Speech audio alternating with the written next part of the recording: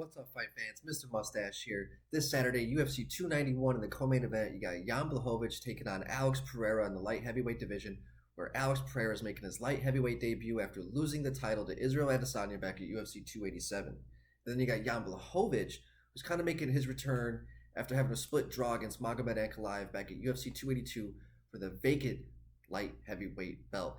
And a very lackluster performance for both guys, where you had Jan, who was putting on a master class of leg kicks in the early rounds, but then you saw Magomed was able to get it to the ground in the later rounds and kind of grind out the rest of the fight on top using his wrestling. Where Dana White after the fight came out and said that fight was so boring, I'm scheduling another light heavyweight fight between Jamal Hill and Glover Teixeira.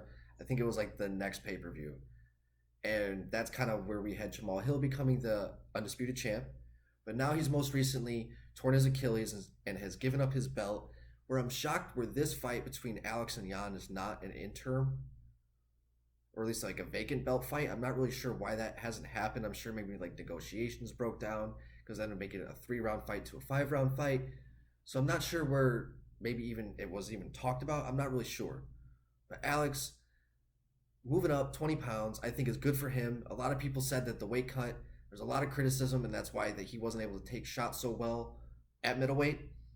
But going against Jan Blachowicz for his debut, definitely not getting an easy fight. Yeah, Jan is 40 years old, but man, the Polish power, man, the guy is just, he blossomed into the second half of his career, where he was considered very average at light heavyweight, and a lot of people wrote him off, and then he was able to put on a really good win streak against guys like Devin Clark, Jared Cannonier, Jimmy Manuwa, Nikita Krylov.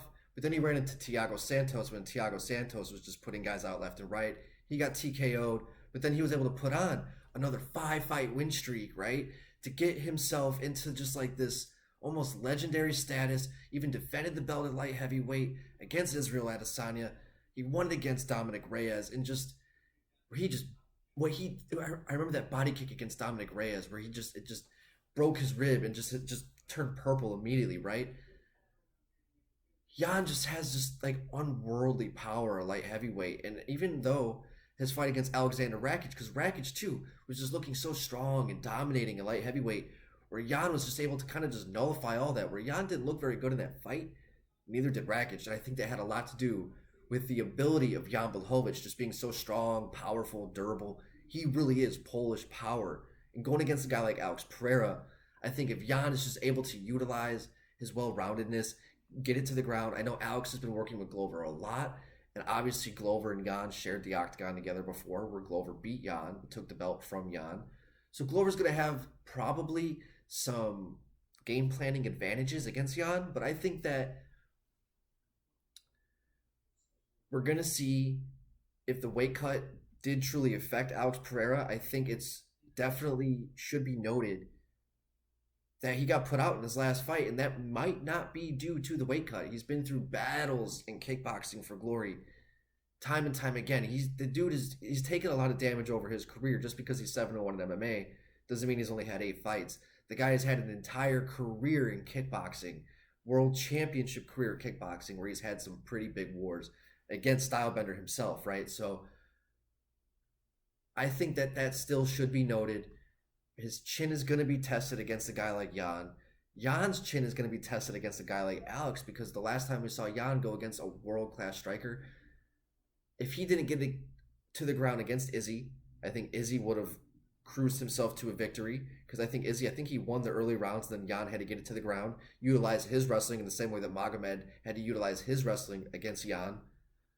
So there's a lot of factors here in this matchup, but Jan definitely, he's going to have to mix it up. He's going to have to make Alex uncomfortable. He's going to have to test the chin of Alex Pereira, where Alex Pereira is just going to have to do what he does best and just use that left hook, find the chin of Jan Blachowicz, and hopefully it's an early night for Alex Pereira, because if Jan makes it dirty, Alex is going to have to dig deep for a very long fight.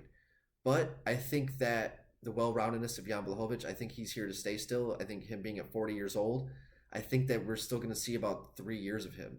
Where Alex Pereira, I think that he's going to be questioning himself. I think he has a lot of doubt.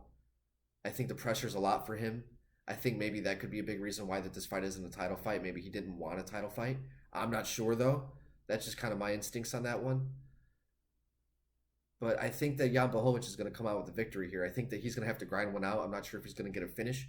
I think if anyone's going to get a finish in this fight, it's going to be Alex Pereira. It's going to be Alex Pereira early. I think he's going to catch him probably with a left hook. But I think that if I'm a betting man, I would probably pick Jan Blachowicz in this matchup for decision. Yeah, I'm pretty confident on that. Guys, let me know in the comment section what you guys think is going to happen in this co-main event between Jan Blachowicz and the light heavyweight debut of Alex Poatan Pereira. I'd love to hear your guys' thoughts in the comment section. And guys, please don't forget to hit the like and subscribe button to continue getting more MMA content by yours truly, Mr. Mustache. MMA News out. Let's fucking go, fight fans.